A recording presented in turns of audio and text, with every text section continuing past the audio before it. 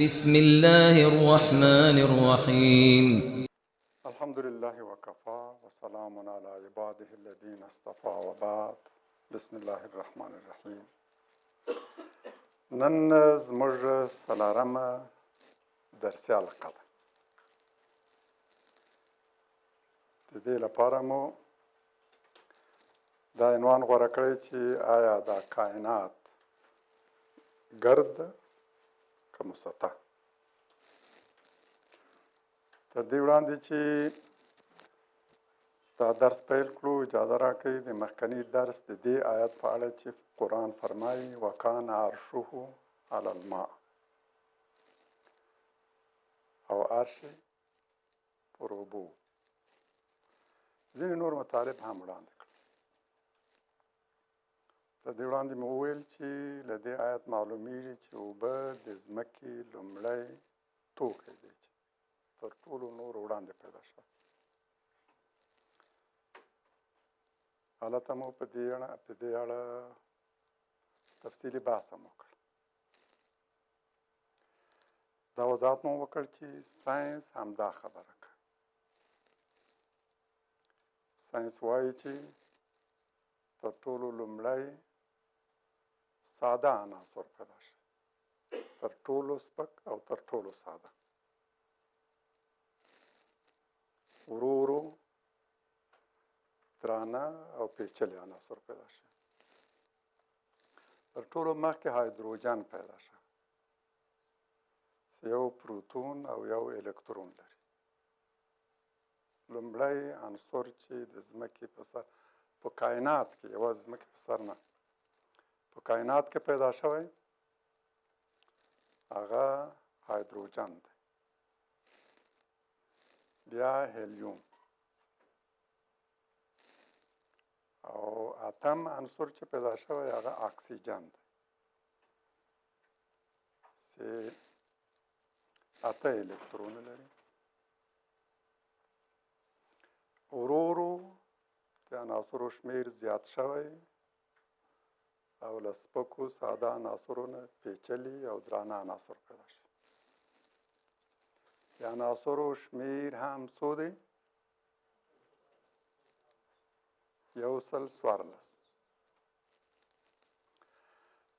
په طبیعت کې چې پیدا شوي هغه 114 دی. اوس دغه پیړۍ کې همدا 2010 نه وروسته 4 نور عناصر جوړ شوي، لابراتوار کې جوړ شوي، په طبیعت کې نشته، چې 15، 14، 15 او 18 لا تر 2014 پورې دوی ته نوم هم نه ورکړی شوی. اوس په 2014 کې دې ته نوم ورکړی شوی. د دې نه مخکې ساینسپوهان شکمن وو چې آیا دا د عناصرو په فهرست کې نیولی شو که نه. اوس لږ لږ ډاډه شوي او پرېکړې کړي چې د دې لپاره نوم هم وضع کړي او د عناصرو په فهرست کې هم ونیسي. دا د مندلیف جدول دی. دا یو روسي ساینسپوه او دا عناصر په دې شکل تنظیم کړي. دا له 114 نه وروسته چې تاسو ګورئ 115، 114، 115 او 118 له لاندې درېیمه خانه کې، له لاندې درېیمه خانه شیلاس ده. ومو لیدل که نه؟ دا 4 عناصر اوس جوړ شوي، لابراتوار کې جوړ شوي او د جوړولو طریقه هم دا چې د یوه عنصر د وروستي مدار الکترونونه یې زیات کړي. یعنې داسې چې 114 عنصر باندې څه نور الکترونونه اضافه کړي دي او دا ترې جوړ شوي. دا که ګورئ چې دا هایدروجن ده، لومړی عنصر چې پیدا شوی، یوازې یو الکترون لري او دا هم هلیوم ده، 2 عناصر. او دا اکسیجن ده چې اتم پیدا شوی، له داسې چې رانیسي 4، 3، 4، 5، 6 و 8.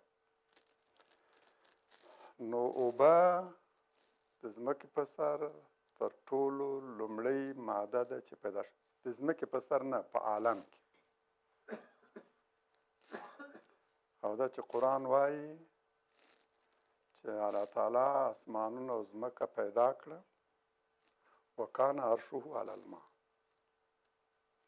دې کې یو چا پوښتنه هم کړې وه هغه ورځ چې آیا تر دې نه مخکې چې اسمانونه ځمکه پیدا کړي عرش یې په اوبو باندې و؟ وویل نه، الله تعالی اسمانونه او ځمکه پیدا کړل او عرش یې په اوبو باندې و. الفاظ د آیت دغسې ده. اسمانونه ځمکه یې پیدا کړي، همدغه مهال د هغه عرش په اوبو باندې و. او د عرش په اوبو باندې د معنا هم دا نه ده چې د الله تعالی عرش د ځمکې یو تخت ته ورته شی ده، او په اوبو باندې د هغه استقرار هم دغسې لکه د ځمکې په سر د اوبو له پاسه د یو تخت استقرار. داسې نه ده قطعا. دا اشتباه هېڅکله هم مرتکب نه شي. دلته به نه تشبیه کوئ، نه تمثیل، او نه هم تعویل. نه خدای د دې هستي له هېڅ مخلوق سره ورته ده، نه یې صفات، نه یې افعال. هېڅ شی په خپل صفت کې، په خپل ذات کې، په خپلو افعالو کې مخلوقاتو له منځ نه خدای سره ورته او مشابه نه دی. دې آیت سره فقط دومره ویل شوي دي چې هغه مهال چې الله تعالی ځمکه او اسمانونه پیدا کړل، د هغوی له پیدایش سره متصل دغه وخت د الله تعالی د عرش او سلطې واکمني لاندې یوازنۍ ماده چې پیدا شوې هغه اوبه. مګر دا یو ستر علمي اعجاز نه دی د قرآن چې وایي لومړۍ ماده په ځمکه کې پیدا شوې هغه اوبه دی. د عرش د الله تعالی د سلطې او واکمنۍ لاندې لومړی پیدا شوه. او ساینس عین خبر کوي.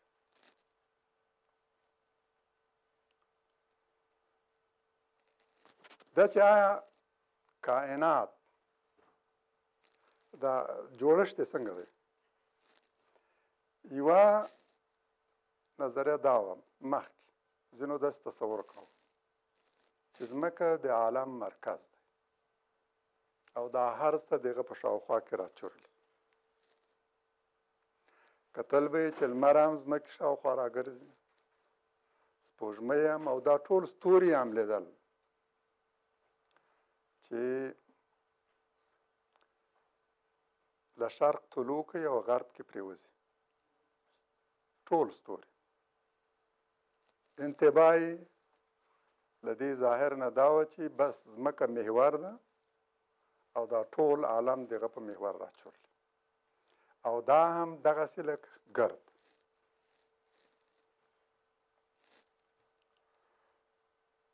که ستوري دي، که لمر ده، که سپوږمۍ ده، که ستورلیکې او کهکشانونه دي، ټول همداسې د ځمکې په محور راچورلي. ګمان یې کوو چې دا ټول عالم داسې دی لکه یو توپ. خو په شلمې پېړۍ کې کائنات څېړونکو ته د قوي او ځواکمنو تلسکوپونو په مرسته معلومه شوه چې د عالم د جوړښت په اړه دا انګېرنه ډېره سطحي، عامیانه او د حقیقت خلاف ده. نه زموږ شمسي نظام د توپ په څېر دی ګرد، او نه زموږ اړوند ستورلیکی، او نه ټول عالم. زموږ شمسي نظام هم یوې داسې صفحې ته ورته ده، صفحه چې لمر یې په منځ کې ده او ستوري چاپې راڅرخي. دغه تصویر ته تاسو وګورئ، لږ پورته کړئ، دا که واچوئ په سلایډ کې واچوئ.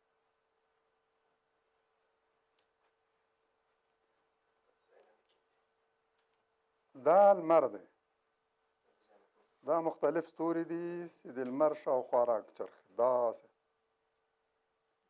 دا لمر دی، دا شاوخوا دایرې دي، دا یو ستوری، دا بل، دا ځمکه ده او دا سپوږمۍ ده، دا ځمکه او دا سپوږمۍ، دا بل، دا بل، دا بل، دا بل، دغسې ټول همدغسې په یو صفحه کې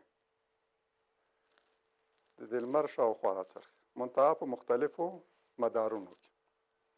ځینې مدارونه لمر ته نږدې دي او ځینې ترې لرې دي. نه یوازې دا زموږ شمسي نظام همداسې دی، یو وارې دا د څېړونکو ساینسپوهانو نظریات وګورو، بیا به راشو د قرآن هغه آیت ته چې همدغه مطلب کې راغلی دی.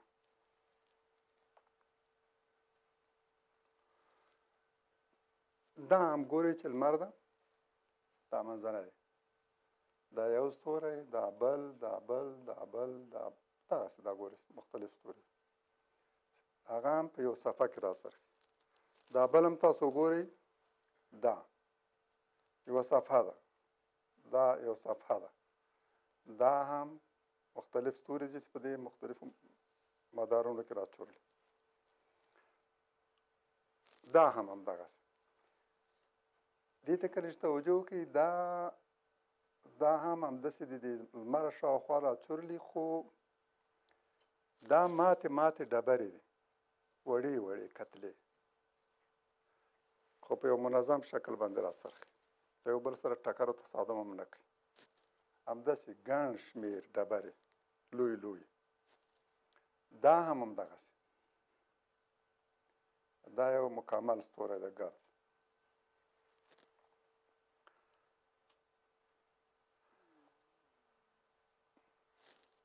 له دې نه خو معلومیږي چې ساینسپوهانو باور او عقیده دا ده، تلسکوپونو سره یې د عالم داسې لیدلی چې ګرد نه دی بلکې صفحه صفحه ده.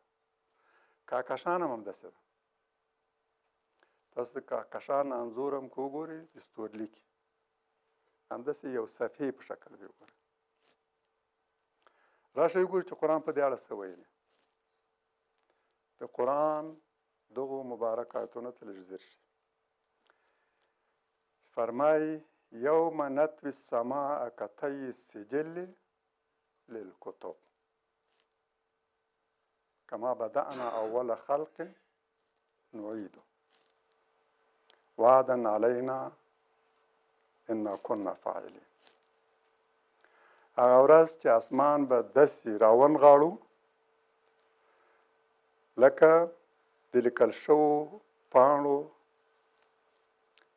نغاړل، لکه یو پاڼه چې سړی دغسې رانغاړي. صفحه دا چې د عالم ټول رانغاړل، راجمع کول، بیرته ختمولې، د یو پاڼې رانغاړلو سره تشبیه کړي. د دې معنا ده چې د عالم صفحه ده، د یو پاڼې ته ورته صفحه، او د قیامت په ورځ به دا صفحه الله تعالی راونغاړي لکه څوک چې په یو موټ کې یو پاڼه یو صفحه راونغاړي. دا تصادف نه دی که نه، چې الله تعالی د دې عالم بیرته ختمېدل، راجمع کول، دا خور عالم چې انتهای معلومه نه ده، په زرګونو میلیارد نوري کلونو ته ضرورت دی چې تر له یو کهکشانه تر بل کهکشانه پورې څوک ورسېږي، یو شی ورسېږي. دا 2 ټریلیونه کهکشانونه چې په هر یوه کې تقریبا 100 میلیارده ستوري او سیارې دي، دا ټول به الله تعالی راونغاړي دغسې تیار لکه یوه پاڼه یو صفحه چې څوک په لاس کې راګونځې کوي او راجمع کوي. د دې مبارک آیت مهمې لارښوونې دا دي: الله تعالی به د قیامت په ورځ اسمان داسې راونغاړي لکه د لیکل شوو پاڼو نغاړل. بیا به الله تعالی د لومړي پیدایش په څېر یو ځل بیا نوی اسمان او نوې ځمکه پیدا کړي. دا اسمان به هم ختم شي او دا ځمکه. نوی اسمان او نوی ځمکه به را پیدا شي. دا ځمکه د محشر لپاره کفایت نه کوي.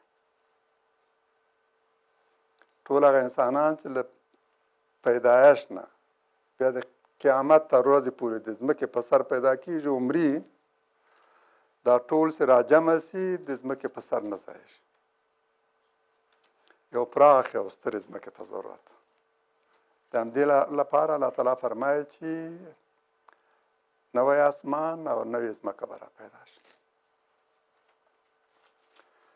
الله تعالی دا په خپله ذمه اخیستې ده چې قیامت به راولي. دا الله تعالی په خپله ذمه اخیستې. د عالم دا خور ټغر به ټولوي او نوی عالم به پیدا کوي. دا د ده قطعي ژمنه ده، هرومرو به یې ترسره کوي. قیامت به راځي هرومرو. الله تعالی دا په خپله ذمه اخیستې.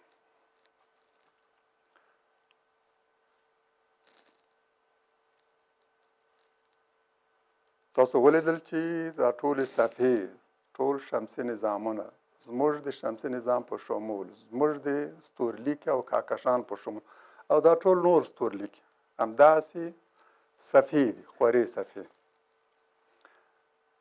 او د قیامت په ورځ به دا پاڼې راغونډې کړی شي. که تاسو د شپې له لوري اسمان ته ځیر شئ نو د ستورو یوه داسې کرښه به وګورئ چې لیندۍ ته ورته وي. ګورئ که نه؟ د کهکشان رای شیری په نامه یادوي. دا د ځینو ستورلیکو مجموعه ده. ولې د یو کرښې په توګه معلومیږي؟ دا ځکه چې یوه سطحه ده، یوه سطحه ده، یوه صفحه ده. که صفحه نه وای نو په دې توګه به نه لیدل کېده. او صفحه ده مطالش پرېړه صفحه. خدای خبر چې له یوه سر نه تر بل سره پورې، یعنې دا پرېړوالی 100,000 میلیونه نوري کاله ایجاب کړي. دا کرښه چې ګورئ، د کرښې دا ضخامت ټول یې نه، یوازې ضخامت خدای خبر چې 100,000 میلیونه نوري کاله ایجابوي چې له یوه سر نه تر بل سره پورې نور حرکت وکړي، ورسېږي. دا کهکشان مسطح دی، نو ځکه د یو کرښې په توګه لیدل کېږي. که د اسمان له یوه حوض سره تشبیه کړو نو د عالم د ټولو اجرامو د خوځېدو او خورېدو هیئت یې دې ته ورته دی چې تاسو د حوض په منځ کې کومه ډبره واچوئ. د ډبرې په لیدو سره امواج خورېږي، ورو ورو زیاتېږي. کټ مټ همداسې د عالم همداسې خور شوی. او دا صفحې هم همداسې دي لکه د حوض د اوبو په سر باندې د دې ډبرې د لیدو له کبله چې کوم امواج جوړ شي. دا هر موج همدغسې عالم همدغسې جوړ شوی. دوم موضوع چې بله ورځ هم مختصر لږ بحث ورباندې وکړ، هغه دا ده چې په دې عالم کې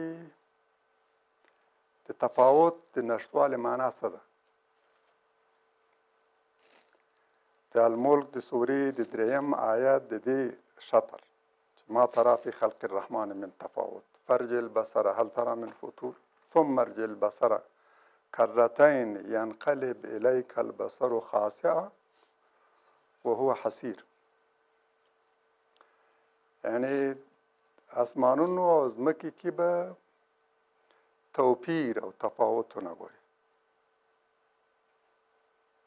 سترګې ورغړه او وګورې چې آیا کوم چاو ته نظر درځي.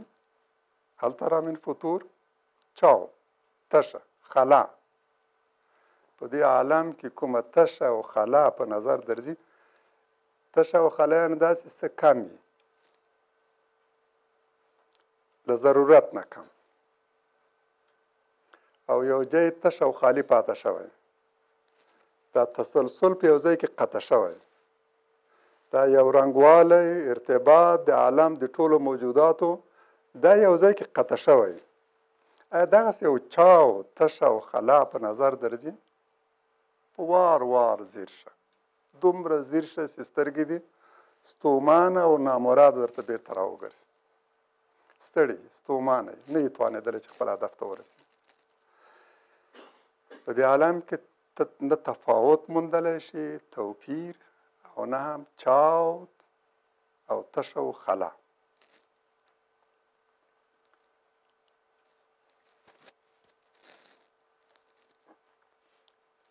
دا آیت ښیي چې زموږ کائنات یوه داسې متحده مجموعه ده چې ټول اجزا یو له بل سره دقیقه او ټینګه ژوره رابطه لري، سره ورته دي. د یوه شتوالی د بل د بقا سبب دی. هیڅ بیهوده او بې هدفه شی په دې پراخ عالم کې نه موندل کېږي. هر څه سم او دقیق پیدا شي. د هر څه موجودیت یوه خلا او تشه ډکه کړې او یو ضرورت ته ځواب وایي، او نشتوالی یې د یوې تشې او خلا سبب ګرځي. هیڅ داسې شی نشو موندلی چې وښیي پیدایش د بېل لاس او د بېلې منصوبې نتیجه او محصول دی.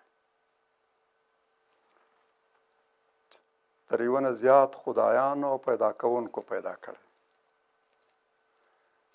موږ په دې عالم کې د دوم لاس د ایجاد محصول نه ګورو. د ټولو د خلقت مادام یوه ده، د پیدا کولو طریقه یې هم یوه، په هغه باندې حاکم سنن هم ورته، پیدا کوونکی یې هم یو.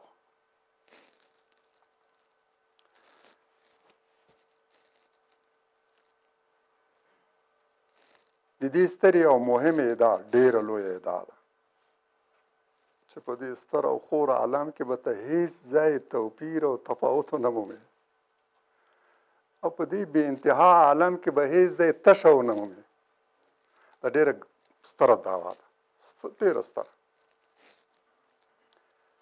د دې په اهمیت او پراخوالي هغه وخت ښه پوهېدی شو چې د مخلوقاتو د جوړښت اصل ته ځیر شو. د دې ظاهري توپیرونو لږ مخکې ولاړ شو. په ظاهر کې ډېر زیات توپیرونه ګورو، رنګ کې، شکل کې، خو چې لږ ژور لاړ شو او عمیق فکر وکړو،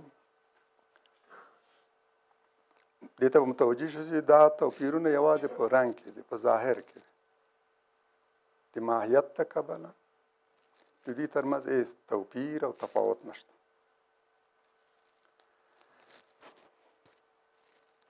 په اصل کې ټوله یوه شی پیدا شوي، که د مالیکولونو او د هغوی د ترکیب په حد کې توپیر لري، د اتوم او له اتوم نه مخکې حد کې کاملا سره ورته. د اتوم او د اتوم نه مخکې چې بیا الکترون ده، پروتون ده، چې اصل ماده د اتوم دی، اجزا د اتوم دی. په دې حد کې بیا ټول سره ورته دي. ټول عناصر هم له پروتون او الکترون نه جوړ شوي. یعنې په اصل کې ماده یوه ده، منتها ترکیب یې یو د بل نه فرق کوي. د الکترونونو او پروتونونو د شمېر له کبله یو له بل نه توپیر لري، که نه په اصل کې ټولو اصلي ماده او اجزا یو دي. ځینو مفسرینو تفاوت د تضاد او عیب په معنا اخیسته، او دا آیت داسې ترجمه کوي چې د الله تعالی په مخلوقاتو کې تضاد او عیب نشي موندلی. په دې تعبیر کې څو اشکاله شته. اول، د تفاوت لفظ په اصل کې نه د تضاد په معنا دی او نه د عیب په معنا. تفاوت لفظ یعنی توپیر، یعنی فرق، نه تضاد، نه عیب. که د دغه تعبیر له مخې ووایو چې په مخلوقاتو کې توپیر او تفاوت نشته، دا تعبیر له واقع سره اړخ نه لګوي، سمون نه خوري. تفاوت موږ ګورو، رنګونه بیل دي، شکلونه بیل دي، جوړښت یې بیل ده، دا توپیرونه بالکل ظاهر دي، څرګند دي، د واقع خلاف خبره ده چې څوک وایي په دوی کې د دې پلوه څه توپیر نشته. او که ووایو چې د الله تعالی په مخلوقاتو کې تضاد او عیب نشته، دا یو ګونګ تعبیر دی. په پیدایش کې تضاد نشتوالی واضح او روښانه مفهوم نه لري. په پیدایش کې دا واضح مفهوم نه لري. پر دې برسیره موږ د الله تعالی مخلوقات ګورو، نه د دوی پیدایش. په پیدایش کې توپیر موږ نه ګورو. هغه چې پیدا شوي موږ یې ګورو، اما دا چې څنګه پیدا شوي دا موږ نه ګورو.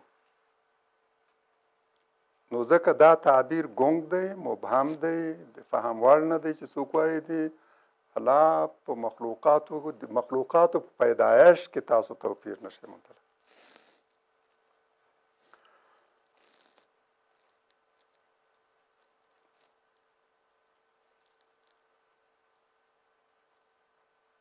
موږ خو دا ګورو چې دانه د ځمکې له زړه د بوټي په څېر راوټوکېږي او نیالګی ترې جوړ شي. خو زموږ سترګې دا توان نه لري چې د بوټي د راټوکېدو او له خاورې د نیالګي د جوړېدو څرنګوالی په خپلو سترګو وګورو. فقط د یو عمل نتایج ګورو، اما د دې عمل څرنګوالی نه ګورو.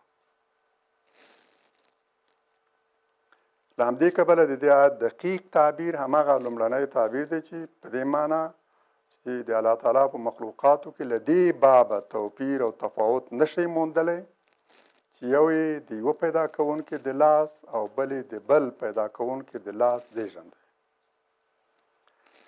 همدغسې لکه چې په دنیا کې ګورو چې یو توکی د یوې فابریکې ساخت دی او بل یې د بلې فابریکې. عالم په یو لاس پیدا شوی، پیدا کوونکی او خالق یو. زموږ بل عنوان دا دی چې قرآن عظیم شان کې مکرر راغلی چې الله تعالی اووه آسمانونه او اووه ځمکې پیدا کړي.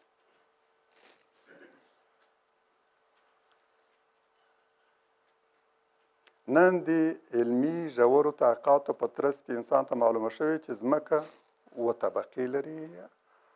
په یو درس کې مو د دې وضاحت هم وکړ. اووه طبقې یو د بل د پاسه. منځنۍ طبقه چې هسته ده د دې ځمکې، هلته هر څه ویلي دي، درجه د حرارت هم ډېره لوړه. بیا یې شاوخوا د ډبرو یو کلک پوټکی او د هغه له پاسه بیا مختلفې طبقې. دا طبقې هم د موادو د ترکیب له پلوه یو تر بل توپیر لري او هم د ضخامت لپاره. په دې باب هم په مخکنیو درسونو کې کافي وضاحت کړم.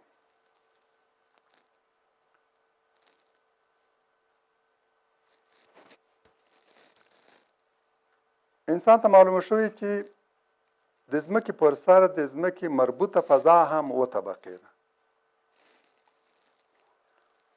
انسانانو ته هم جوته شوې ده چې د اتوم د مدارونو اعظمي شمیر هم اووه دی. د یو اتوم مدارونه چې الکترونونه په هغې کې خوځي، د شمیر لپاره هم په هر مدار کې خاص فرمول وضع شوی دی. دغه فرمول نه مخکې د هر مدار کې د الکترونونو شمیر هم څرګندوي. 2n مربع دا یې فرمول ده چې په دې کې n د مدار نمبر دی.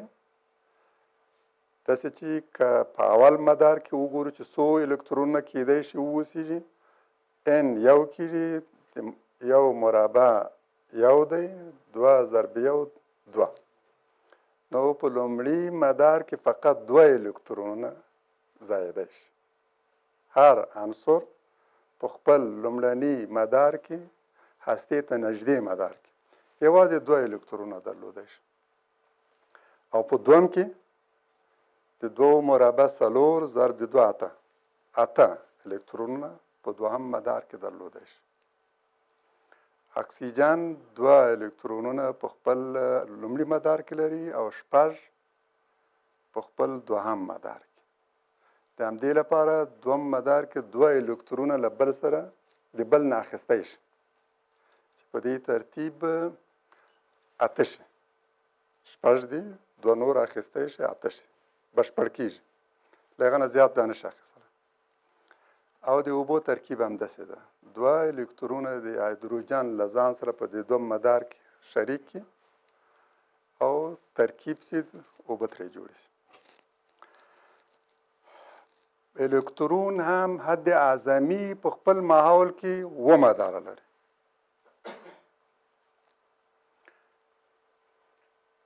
ځمکه اوه طبقې ده، د ځمکې ماحول فضا هم اوه طبقې ده، او دا ځمکه چې له کوم اصلي جز جوړ شوی یعنی اتوم، دا هم د ځمکې په څیر اوه مدارونه لري. او تاسو دې ته متوجه یاستئ چې قرآن کله د ځمکې جګه او فضا د اسمان په نامه یادوي. اوبه له اسمانه نازلیږي. قرآن همدغسې وایي چې موږ له اسمانه اوبه نازلوو. د دې معنا دا ده چې دا وریځې هم چې کومه فضا کې ګرځي له ځمکې نه څومره فاصله لري، دغه فضا هم اسمان دی، یو مدار دی.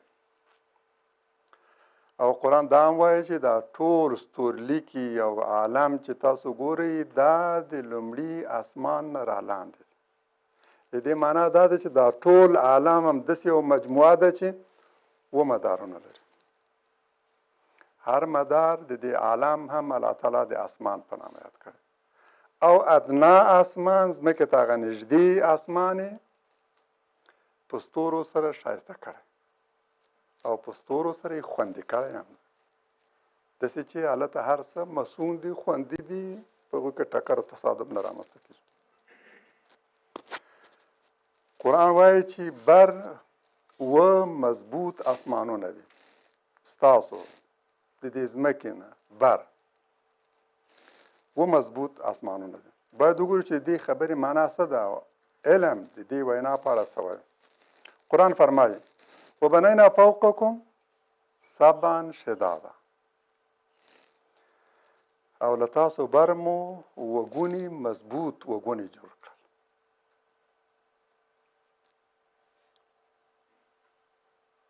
اوه طبقې دي، مضبوطې طبقې. دا او تر دې مخکې آیات او ځینې نور موږ ته وایي د ځمکې پر سر ستاسو دا تمځه یې داسې دی چې د ځمکې سطح یې ستاسو د کور فرش و اسمانونه یې چت، ستورلیکي هم او په هغه کې ستوري د دې کور فانوس، لمر یې څراغ او سپوږمۍ د شپې شمع ده. قرآن دې ته په اشارې سره چې ستاسو له پاسه مو مضبوط وګونې پیدا کړي څو اساسي خبرو ته اشاره کوي. یا خو دا چې دا ځمکه زموږ اوه فضایي مدارونه لري. د ځمکې فضا په اوو طبقو ویشل شوې ده، او یا دا ټول اسمانونه اوه مدارونه لري. په لومړي مدار کې دا ټول خور عالم پروت دی.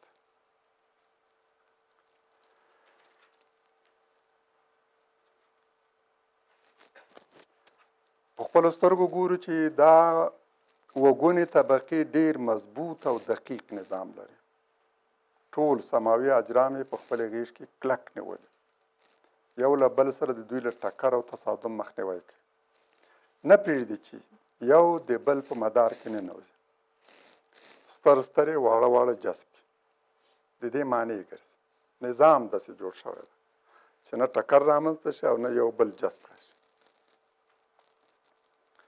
هر یو په منظمه توګه په خپل مدار کې خوځي، هر یو په خپل ځای کې ساتي. د دغو بې شمېره سماوي اجرامو دا دقیقه ساتنه ښیي چې زموږ په فضا کې یو مضبوط، ځواکمن او دقیق نظام حاکم دی. الله تعالی دا د ځمکې فضا هم داسې جوړه کړې چې له یوې خوا د هغو مضر او تاواني وړانګو او پلوشو مخنیوی وکړي چې چې له لمر د ځمکې په لور رادرومي او له بلې خوا د یو مضبوط چت په څېر پر ځمکې د شهاب ثاقب له راپرېوتو معنی شي. د لمر ځینې وړانګې انسان ته او ژوو ته مضر دي. دا وړانګې باید په ځمکه ونه لګېږي. الله تعالی د دې ځمکې فضا داسې جوړه کړې چې دا وړانګې بیرته رد کوي، نه پرېږدي چې د ځمکې لوري ته نفوذ وکړي او په دې ترتیب له دې مضرو وړانګو الله تعالی دا ځمکه خوندي ساتله. له بلې خوا له فضا نه په ډېر شمېر کې شهاب ثاقب د ځمکې په لور راخوځي. د دې لپاره چې دا شهاب ثاقب په ځمکه ونه لګېږي، دا متکاثفه مضبوطه فضا د ځمکې شاوخوا د دې باعث کېږي چې شهاب ثاقب له هغه سره ولګېږي، د هغه سرعت ډېر زیات یا یې مسیر بدل شي او یا بلکل ویلې شي او نه توانېږي چې د ځمکې ته راورسېږي. تیار لکه دا زموږ چت چې څه کوي، له فضا نه د وړانګو معنی هم ده او له فضا نه د چې د راپرېوتو معنی هم. همدغه فضا چې موږ ته تشه برېښي، ولې الله تعالی داسې جوړ کړی چې زموږ د کور لپاره سقف دی، چت دی.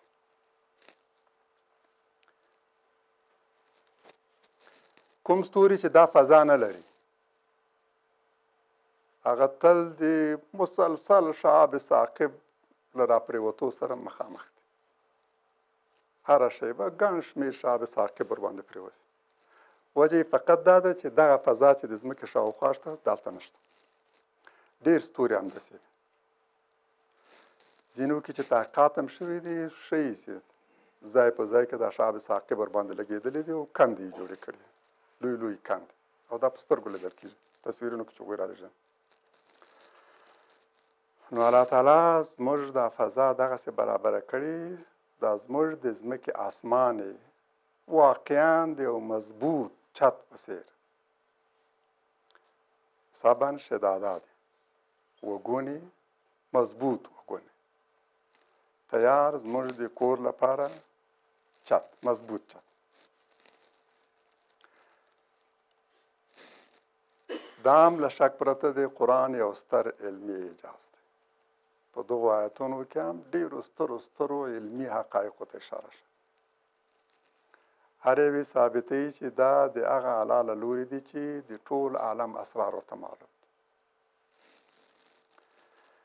دا د انسان له لورې جوړ شوی کتاب نه دی. دا د انسان د عقل له مستوا نه ډېر لوړ دی.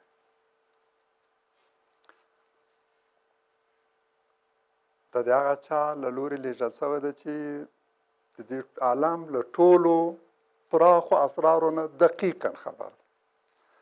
هغه چې دا یې پیدا کړی او چا چې پیدا کړی له اسرارو نه هم خبر دی. الا یعلم من خلق، مګر هغه چې پیدا کړي دی هغه به خبر نه وي ترې. دا همغه الله له لورې رالېږل شوی دی چې دا عالم یې پیدا کړی او له ټولو اسرارو نه خبر. قرآن دا هم وایي چې دا اسمان الله تعالی په داسې ستنو باندې ودرولی چې مرئي نه دي، لیدل کېږي نه. ستنې شته خو لیدل کېږي. قرآن فرمایي الله الذي رفع السماوات بغیر عمد ترونها. الله تعالی د اسمانونه په دغه ستنو ودرولي چې تاسو لیدلی نشئ. غیر مرئي ستنې. دا غیر مرئي ستنې څه دي؟ علم موږ ته ځواب وایي.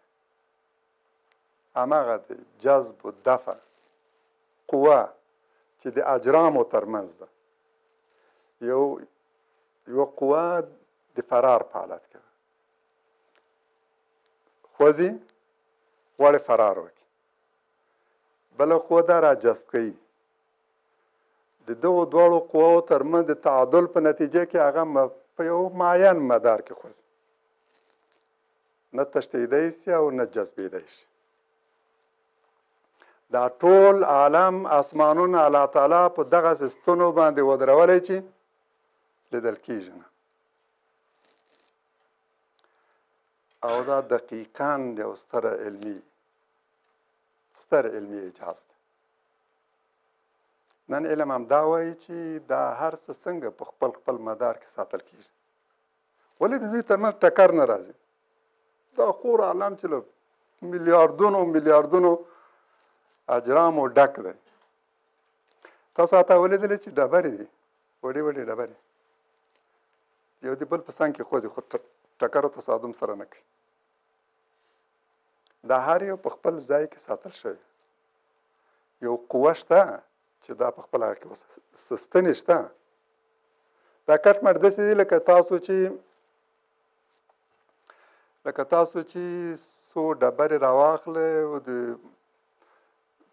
پړو سر کې وتړئ، خو د پړو طول یو بل نه فرق ولري، او په یو ځای وغواړئ چې تاو کړئ خپل سر له پاسه.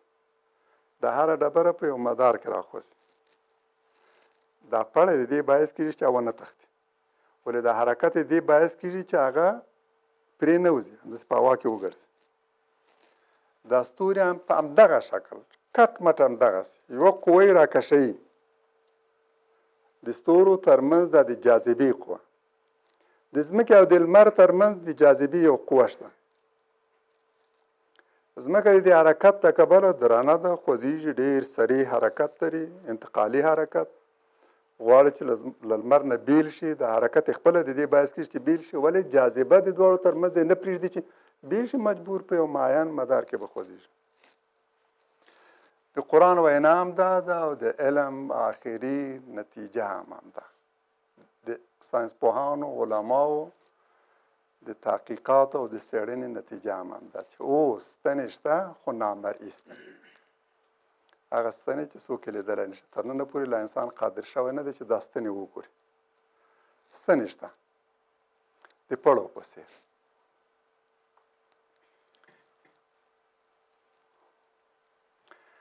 او په رښتیا که موږ د یو ساینسپوه په وړاندې همدا وینا کښېږدو: جنابه، زموږ په یو کتاب کې چې 14,500 کال ورباندې تېر شوي راغلي او وایي چې الله تعالی د اسمان په دغسې ستنو ودرولی چې لیدل کېږي نه. د هغه وینا به څه وي؟ عکس العمل او غبرګون به یې څه وي؟ هغه به حتما وایي چې دا د یو عادي انسان وینا نشي کېدی. په دې حقیقت نن موږ په دې 20مې پېړۍ کې پوهېدلي، او له ډېر سفر وروسته، له ډېر ستومانه سفر وروسته، له ډېرو تحقیقاتو وروسته، په سلګونو علماو او ساینسپوهانو تحقیق کړی، او له ډېرو تحقیقاتو وروسته نن موږ دې نتیجې ته رسېدلي چې دا اسمان ټول په داسې ستنو ولاړ دی چې لیدل کېږي. تر دې نه باید ستر اعجاز تصور کېدی شي، مګر دا کافي نه دی چې ووایو دا قرآن د الله تعالی له لورې رالېږل شوی، د هغه ذات له لورې چې د عالم ټول اسرارو ته معلوم دی. دا هم یو خبره ده چې دا ځمکه په څه ولاړه ده. قرآن فرمایي: ومن آیاته ان تقوم السماء والارض بامره. تقوم السماء والارض بامره. ځمکه او اسمان دواړه د یو بل په څنګ کې کړي دي او د دواړو لپاره یوه صیغه کارولې.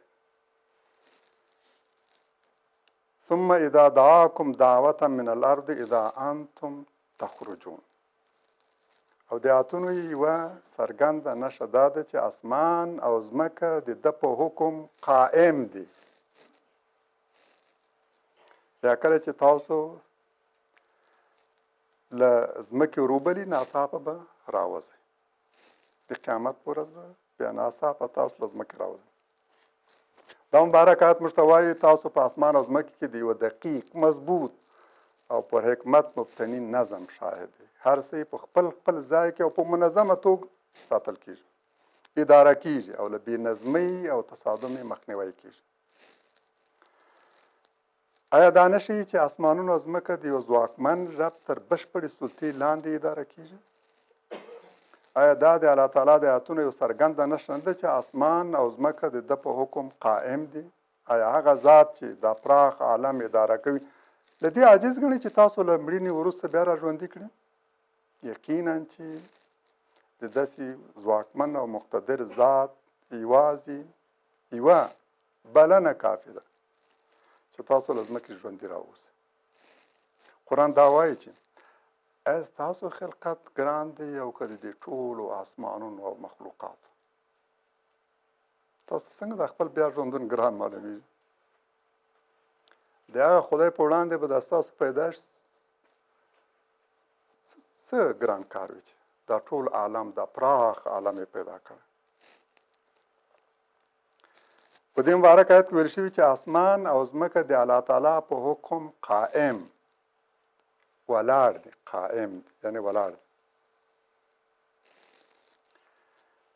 د اسمان په اړه د قائم او ولاړ مطلب خو کاملا واضح دی، خو د ځمکې په اړه دا صیغه څنګه کارول شوې او څه مطلب افاده کوي او څنګه د اسمان او ځمکې ودرېدا سره ورته ده، د دواړو لپاره یوه صیغه کارول شوې، د قائم صیغه. د دې معنا دا چې دوی دواړو ترمنځ څه ورتهوالی شته، یو رنګ دی. قرآن خو همداسې وایي چې د دواړو ودرېدا یو رنګ ده. آیا د دې وینا په ډېر وضاحت سره نه معلومیږي چې ځمکه د اسمان په څېر ولاړه ده؟ د اسمان په غیږ کې چې کوم واړه او ستر ستوري دي ټول په فضا کې معلق ولاړ او هر یو په خپل خپل مسیر کې خوځي.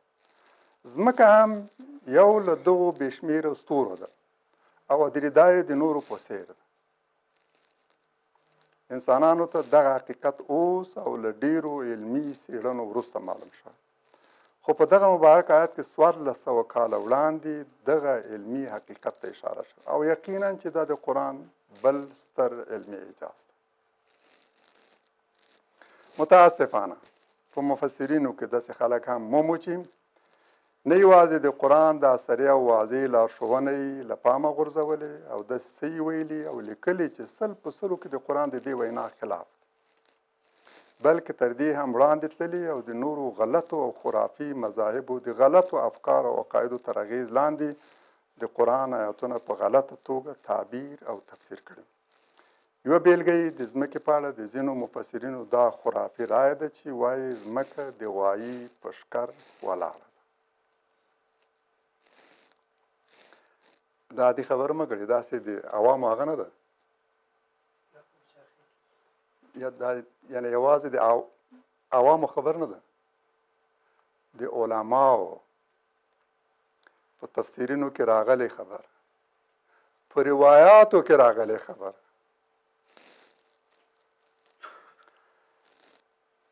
ځمکه د غوایي په ښکر ولاړه ده، دا غوایي د کب پر شا ولاړ دی او کب په اوبو کې دی. عجیبه ده چې څوک د الله تعالی د کلام په اړه داسې جسارتونه کوي او داسې خرافي او د عقل خلاف چټي خبرې د قرآن د تفسیر په توګه وړاندې کوي. لکه دا روایت چې په اصول کافي کې راځي. اصول کافي د بخاري په څېر د اهل تشیع او معتبر کتاب. اصول کافي ته داسې ګوري لکه اهل تسنن چې بخاري ته ګوري. روایت داسې چې ابان ابن ثعلب وایي، دا ما د یو فارسی کتاب نه را انتقال کړی. ابان ابن ثعلب گوید از امام صادق علیه السلام سوال کردم از زمین که بر روی چی چیزی است. امام فرمود زمین بالای ماهی می باشد. گفتم ماهی بالای چی باشد؟ فرمود بر روی آب. گفتم آب بالای چی می باشد؟ فرمود بالای سنگ. گفتم آن سنگ بالای چی باشد؟ فرمود بر روی شاخ گاو صاف. گفتم گاو بالای چیز؟ فرمود بر روی خاک. گفتم خاک بالای چیز فرمود هیهات اینجا علم علما حیران است.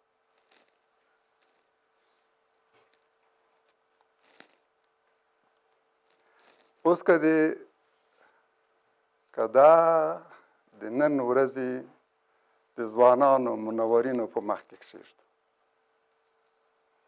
او وایي چې دا زموږ د روایاتو کتابونه دي او دا یو امام ته منسوب شوی روایت، امام صادق ته.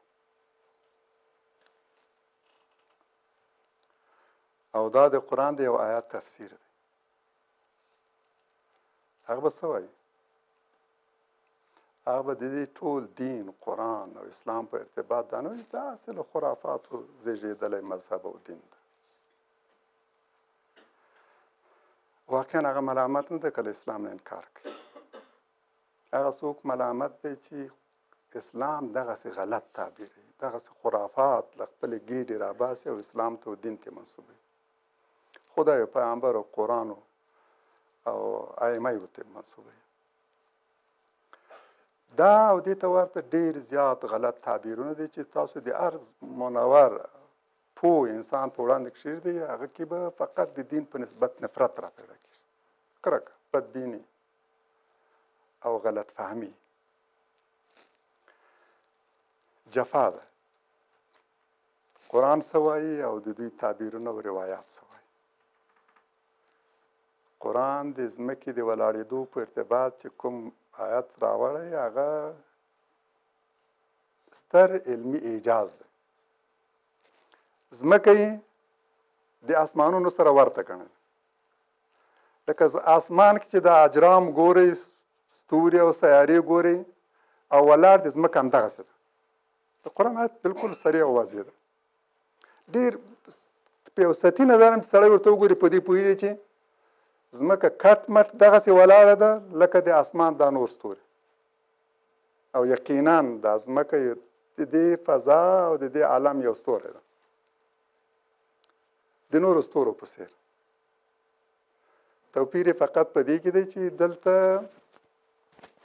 ابله زه وویل چې د نورو سره څه استثنایي تفاوت او توپیر لري. هغه دا چې دلته د ژوو لپاره د رزق د روزي انتظام شوی یو او په دې کې ژوي را پیدا شوي. دا دوه توپیرونه دي. دا استثنایي توپیر ده. ځکه د ځمکې په ارتباط 4 مرحلې یادې شوي دي، د اسمان په ارتباط 2. 6 د ځمکې په ارتباط ویل شوي دي، 2 لومړنۍ او 4 وروسته، او د اسمان په ارتباط 2 لومړنۍ او 2 وروستنۍ راغلي. هغه په 4 مرحلو کې بشپړ شوی ده او ځمکه په 6 مرحلو کې. فقط همدا توپیر ده. ولاړېدا یې کټ مټ همدغسې لکه د دې اسمانونو نور ستوري چې ولاړ. د ځمکې په ارتباط د قرآن یو بل ستر علمي اعجاز هم زموږ مخې ته راځي. قرآن فرمایي چې د ځمکې سر له بیلو بیلو متصلو ټوټو جوړ شوی. قطعات دا د ځمکې سر چې ګورئ دا بیل بیل قطعات، هره قطعه له بلې نه توپیر لري. وفي الأرض قطع متجاورات وجنات من أعناب وزرع ونخيل سنوان وغير سنوان يسقى بماء واحد ونفضل بعضها على بعض في الأكل إن في ذلك لآيات لقوم يعقلون. الرعد 4 آیت. او په ځمکه کې څنګ په څنګ متجاورات، څنګ په څنګ پرتې ټوټې دي، قطعې، او د انګورو باغونه او کښتونه او د کجورو ګډ بنسټي او بیل بنسټي ونې چې په یو ډول اوبو خړوبېږي. اوبه یو، ځمکه یې یو، ځمکه یو نه، ځمکې بیلې بیلې بیل بیلې متجاورو څنګ په څنګ کې پرتې ټوټې دي. هره ټوټه یې د بیل کښت او زرې لپاره مناسب. په ځینو کې یو ونه ښه حاصل ورکوي او په ځینو کې بل. په ځینو کې یو بوټی ښه وده کوي او په بل کې بله. نو ځکه قرآن وایي چې له یو ډول اوبو خړوبه کېږي. اوبه یو ډول دی خو ځمکې سره بېلې بېلې دي. په داسې حال کې چې ځینو ته مو پر ځینو نورو د خوراک له پلوه فضیلت ورکړی. یقینا چې په دې کې د تعقل کوونکو وګړو لپاره څرګند نشي. په دې کې څو ډېر مهم مطالب راغلي، هر یو یې د قرآن یو اعجاز. څوک چې په سطحي نظر د ځمکې مخ ته ګوري داسې انګیري چې ټوله ځمکه به د جوړښت او ترکیب له پلوه سره ورته وي. خو که په علمي نظر او دقت سره د ځمکې د بیلو بیلو برخو ترکیب ته ځیر شو نو دا حقیقت راته جوت کېږي چې د ځمکې برنۍ سطحه له داسې بیلو بیلو ټوټو جوړه شوې چې د ترکیب له پلوه یوه له بلې سره ژور توپیرونه لري. دا حقیقت دی چې قرآن په پورتني آیت کې ورته اشاره کړې او انسان هغه مهال پرې پوه شو چې د خاورې د ترکیب معلومولو پرمختللي وسایل او پوهه په لاس ورغله. او یقینا چې د قرآن یو بل ستر علمي اعجاز. په 19مې پیړۍ کې انسان له علمي پلوه هغه پورته ورسېد چې په دې حقیقت پوه شي. اوس ورته جوته شوې چې د ځمکې ځینې برخې داسې دي چې په ترکیب کې یو عنصر زیات دی او د بلې په ترکیب کې بل عنصر. په ځینو کې مس زیات دی او په ځینو کې اوسپنه زیات او په ځینو کې سره او سپین زر، لیتیوم، دې ته ورته عناصر. همدغه توپیرونه د دې باعث شوي چې په یوې سیمې کې یو ډول بوټي او ونې راوټوکېږي او وده کوي او په بله کې بل ډول. د یو ډول ونو میوې به په یوې سیمې کې یو ډول خوند لري او په بله کې بل ډول. یوه میوه ده، یو مالته ده، تاسو د یو ځای مالته وګورئ یو خوند لري او که د بل ځای همدغه مالته وګورئ بل خوند لري. خټکی، که د امام صاحب خټکی وخورئ د دنیا تر ټولو خوږ خټکی. که دا خټکي تخم تاسو یوسئ بل هر ځای ته هماغه خوند به نه لري. بوټی راشین سي ولې هغه خوند نه لري. معنا یې دا ده چې دا ځمکه د ونو میوو په خوند کې هم خپل خاص اغېز لري او قرآن دلته همدغسې وایي او دا یو ستر علمي حقیقت. نه یوازې د خوند له پلوه به یو له بلې توپیر لري بلکې د ګټې له پلوه یوه پر بلې فضیلت لري. د خوند توپیر خو هر څوک پوهېدی شي خو د ګټې له پلوه د دوی ترمنځ توپیرونو باندې پوهېدا نه یوازې ګران کار دی بلکې له 19مې پیړۍ مخکې انسان ته قطعا ممکنه ده. دغه وروسته چې ویټامینونه منرالونه دا کشف شول او انسان ته دغسې وسایل په لاس ورغله چې د هرې میوې ترکیب وڅېړي او وګوري چې په دې هرې میوې کې کوم مواد شته. دغه نه بعد پوه شو چې دا توپیرونه دي د ګټې له پلوه څومره دي. خو دې ته هم باید توجه وکړو چې قرآن وایي چې یو ته مو په بل باندې فضیلت ورکړی د خوراک له کبله، د جوړښت له کبله نه بلکې د ګټې له پلوه د خوراک له پلوه یو په بل فضیلت لري. که یوازې دا ویلي وای چې یو ته مو په بل فضیلت ورکړی دا فی العقول یې نه وای ذکر کړی دا یو ناقصه جمله. اما په قرآن کې نقص نشته، عیب نشته.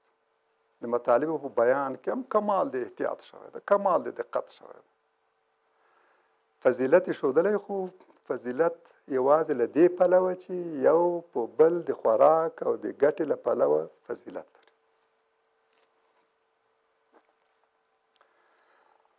د قرآن دا وینا له شکه پرته یو بل ستر علمي اعجاز دی چې وایي ځینو میوو ته پر نورو د خوراک له پلوه فضیلت ورکوه او یقینا چې د عقل خاوندانو ته په دې وینا او دې حقیقت کې ډېرې سترې نښې دي. د دې لپاره چې دا موضوع لا زیاته واضح شي دوه مثاله یې وړاندې کوم. د کابل په جنوب کې د عینک په نامه د ځمکې یوه ټوټه ده لوګر کې پرته ده مشهوره ده مس عینک ما عینک ګمان کوم د یو مشهوره ښځه وه داسې به د هغې په نامه یاده شوې ورور یې په سید کرم کې په هغه کې څه نومېږي میرزکه ګمان کوم هغه میرزکه یې هغه خور وه دا دواړه ځمکې د همدې دوو شخصیتونو په نامه یاده شوې مس عینک هغه ده چې د دې ځمکې په ترکیب کې د مسو کچه ډېره لوړه ده د دې ټوټې طول عرض او ضخامت معلوم ده دا قطعه مکملا معلومه ده چې طول یې څومره ده عرض یې څومره دی او ضخامت یې څومره ده او د مسو اندازه څومره تخمیني اندازه یې لګولې ده چې په دې کان کې به څومره مس وي مقدار یې څومره ده د همدې معلوماتو له مخې وي چینایي کمپنۍ د مسو د رایستلو معاهده امضا او عملاً یې کار پیل کړ چې د ځینو سیاسي ملحوظاتو له کبله دا کار ځنډېدلی بل مثال د کابل په شمال غرب کې د حاجي ګک سیمه ده چې د اوسپنې ستر کان پکې موندل شوی دا دواړه د نړۍ په کچه ستر کانونه دي د نړۍ په د ټولې نړۍ په کچه د دې سیمې اوږدوالی سور او پریړوالی هم معلوم شوی او د اوسپنې تخمیني اندازه هم معلومه شوې دا معلومات د نړۍ سترو شرکتونو ته وړاندې شوی چې له مخې به یې د اوسپنې د استخراج معاهده لاسلیک کېږي د دې دواړو ټوټو ترمنځ د ځمکې نورې ټوټې دي چې ترکیب یې له دوی دواړو ځانګړي توپیرونه لري خو دا چې دا بېلې ټوټې د ځمکې د لومړني پیدایښت په وخت کې رامنځته شوي که وروسته باید ووایو چې په لومړي سر کې د ځمکې برنۍ سطح یو ډول ورو په هغې کې تغییرات راغلي دا بېلې ټوټې د هغو چاودنو په لړ کې رامنځته شوي چې د ځمکې برنی قشر یې مات کړی د ځمکې د زړه ویلې مواد بهر راوتلي د ځمکې پر سر خواره شوي او یوه خاصه سیمه یې لاندې کړې په دې ویلې موادو کې کله د یوه عنصر کچه زیاته وه او کله د بل له همدې کبله یوه سیمه او د موادو ترکیب یې له بلې توپیر لري دې ته مو هم باید پام وي چې د ځمکې درانه مواد د ځمکې په زړه کې راغونډ شوي او سپکې د ځمکې پر سر دا درانه مواد د چاودنو او اورشیندو له کبله د ځمکې سر ته راوتلي دا چې تاسو اوس د ځمکې په سر باندې بیل قطعات ګورئ ټوټې د ترکیب له پلوه یو له بل نه توپیر لري په ځینو کې یو عنصر زیات دی په ځینو کې بل قرآن وایي او ساینس وایي د دواړو خبر یوه قرآن 1400 کاله مخکې ویلی او علم نن ورباندې پوه شوی د 20مې پیړۍ په پای کې او د 21مې پیړۍ په پیل کې دغه مرحلې کې انسان علم هغه کچې ته ورسېدو چې دا د ځمکې د سر بیل قطعات تشخیص کړي او په هغه کې د عناصرو توپیرونه هم درک کړي او مقدار یې هم ورته معلوم شي داسې وسایل یې جوړ کړي چې د هغه نه په استفادې سره کولی شي دا د ځمکو د موادو توپیرونه درک کړي او مقدار هم په هغه کې معلوم کړي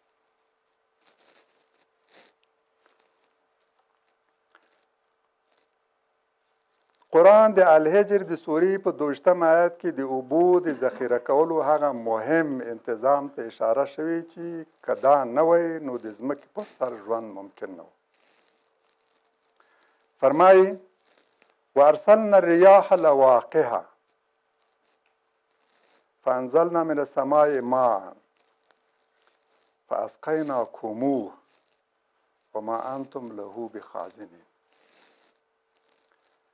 او بادونه مو راولیږل چې القا کوونکي القا دا هم د قرآن یو ستر علمي اعجاز دی. بادونه یې د القاح کوونکو په نامه یاد کړي. دا بادونه دي چې ونې سره القاح کوي.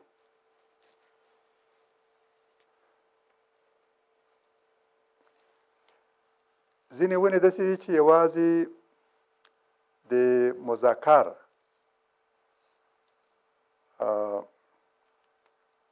گرد تولیدوي، دانه تولیدوي، نطفه تولیدوي، او ځینې د مؤنث. دا دواړه باید د یو څه په ذریعه باندې سره القاح شي چې په نتیجه کې میوه تولید شي. دا القاح یا د حشراتو په ذریعه ترسره کیږي، د مرغیو په ذریعه. خپل وزر او مشوکو او پښو په یو ګل کښیني، ګرده یې انتقالوي بل ته، او په دې ترتیب القاح صورت.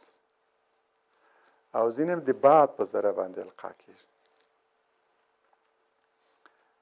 بادونه الله تعالی د القاح په نامه یاد کړي، د القاح کوونکي په نامه یاد کړي.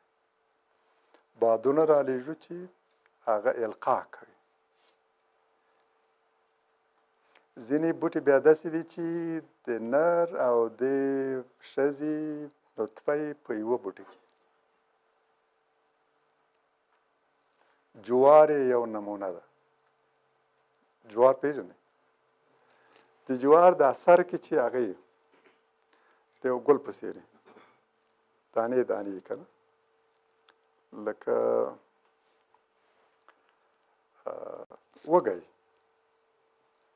دې کې اصلا د مذکر هغه دی، نطفې دی. او دا پاڼې چې له دا ساقې بیلیږي، دا بیخ کې بیل شوي، دلته یو سوری راکړي، یو چاود. دغه د مؤنث لا پاس نه دا هغه راولېږي، دا دانه، او د دې چاود منځ کې ننوځي. د همدې جنو جوار راشل کېږي.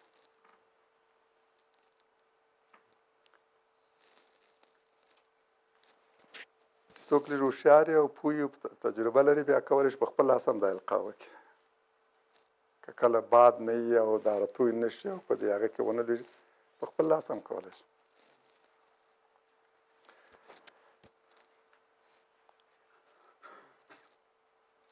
دې مبارک آیت کې خو یو د باد دا هغه ته اشاره شوې ده چې القاح کوونکی دی.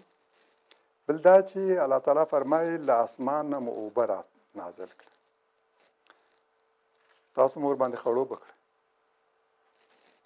او دا هغه څه دي چې تاسو یې د ذخیره کولو توان نه لرئ. وما انتم له بخازنین، تاسو یې په خزانو کې ساتونکي نه یاست. موږ یې ذخیره کوو. الله تعالی د اوبو د ذخیره کولو یو دقیق نظم جوړ کړی دی، ډېر زیات دقیق. نه پرېږدي چې د اوبو د سر اوبه له حد زیاتې شي او کمې شي. په یو معین مقدار کې باید د ځمکې په سر اوبه وي. ځینې په فضا کې وریځو په شکل ساتل، او یو لوی مقدار په فضا کې. موږ ته په پاکستان دغه سیمو کې لا ډېر نه معلومیږي چې دا پورته وریځې څومره دي. چې تاسو اروپا ته لاړ شئ، د اروپا په سر باندې پرواز کوئ تیارو کې، نو ګورئ چې دا ټوله فضا له وریځو ډکه ده. په کال کې څو ورځې هغوی لمر ګوري، او دا فضا یې ټول وریځ نیولې. بیا چې مخکې لاړ شئ شمالي قطب ته، یو لوی مقدار د اوبو الله تعالی په وریځو کې ساتل، او یو ستر مقدار هم د لویو لویو واورینو غرونو په څېر په شمالي قطب، او ډېره نوره برخه یې په لویو لویو دنګو دنګو غرونو کې د واورو په بڼه کې. همالته یې زموږ لپاره ذخیره کوي. بیا له هماغه ځایه په ګرمي کې ورو ورو ویلې کېږي او راخوځېږي، او زموږ خواته بهیږي. نهرونه، کاریزونه، چشمې. د د دې ټولو سرچینه له هغو خزانو ده چې الله تعالی په غرونو کې دا اوبه ذخیره کړي دي او موږ ته وایي چې تاسو یې ذخیره کوونکي نه وئ. ممکن نه دی. انسان به دغه ډېر لوی مقدار اوبه چیرې ذخیره کولی، څنګه به یې ذخیره کولی؟ الله تعالی په غرونو کې موږ ته ذخیره کړي دي، د ځمکې لاندې هم ذخیره کړي. څو متره چې موږ ځمکه وکړو لاندې ګورو چې د اوبو لویه ذخیره ګورو، د صافو اوبو ذخیره ګورو. الله تعالی د دې انتظام کړی. په ځمکه کې د اوبو د ذخیره کولو دقیق انتظام یو له هغو امورو دی چې د ځمکې پر سر د ژوو بقا ورته ضرورت دی. له دې پرته نه انسان او نه بل ژوی دلته ژوند کولی شي. ګورو چې دا د څښاک اوبه مو له استعمال وروسته یا د نهرونو له لارې له لویو بحرونو په لور وخوځېږي، تیروي او تیزابي شي او یا په ځمکه کې ننوځي او انسان ته یې هم له ځمکې رایستل ګران شي او هم یې له بحرونو بیرته راوړل محال. د بحرونو اوبه درته معلومه دي چې ټوله همه سخت تیروي دي او سخت تیزابي او بدبویه، ډېرو ځایونو کې ډېر بویناکي. خو الله تعالی د دې انتظام کړی چې دا اوبه بیرته تصفیه کړي. همدا تیروي مالګینې اوبه چې د څښاک نه دي، دا تصفیه کړي. تصفیه کول یې انسان ته ډېر ګران، که نه وایو چې محال. د لمر وړانګې حرارت د دې باعث چې دا اوبه تبخیر شي، تصفیه شي، بر لاړ شي، وریځ شي، بادونو ته امر کوي وخوځېږئ، مختلفو ټوټو باندې وویشي، هر یو په یو لوري باندې سوق کړي او اړو خلکو ته یې ورسوي. غرونو په سر باندې د واورو په څېر ووروي او هلته یې ذخیره کړي. دښتې بیدیاوې خړوبه کړي. الله تعالی دا انتظام کړی.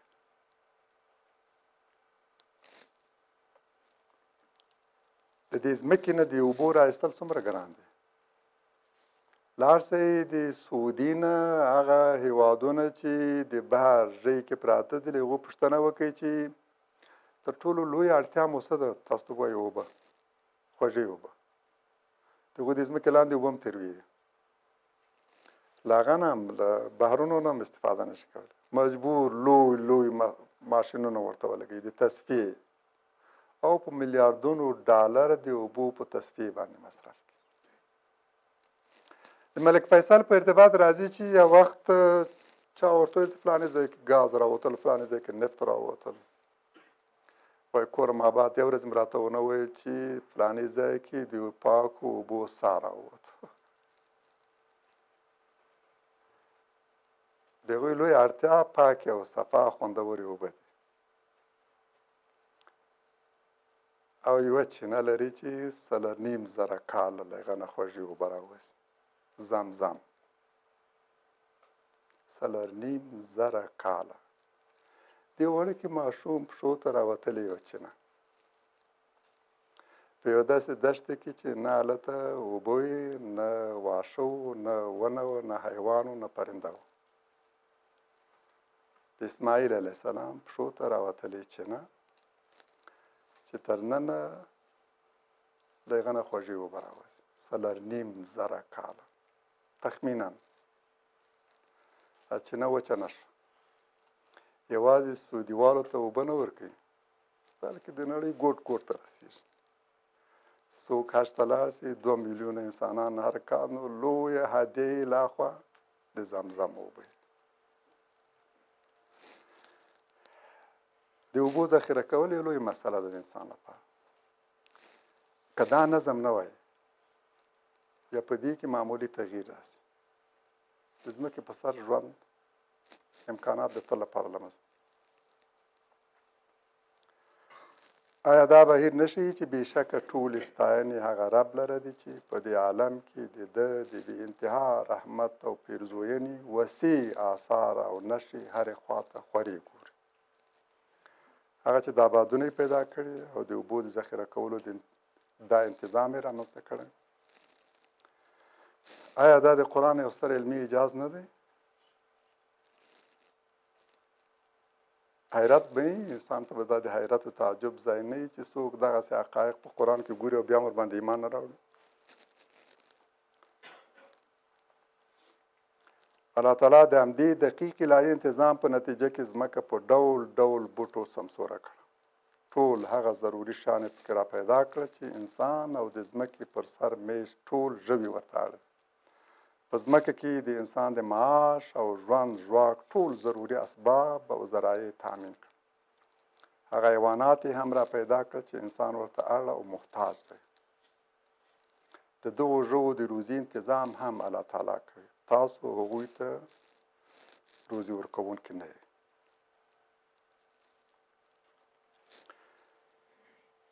وخت لرو که څنګه؟ که همدلته بس کړو سوالونو ته هغه اکتفا وکړو په همدې باندې. خوښ همده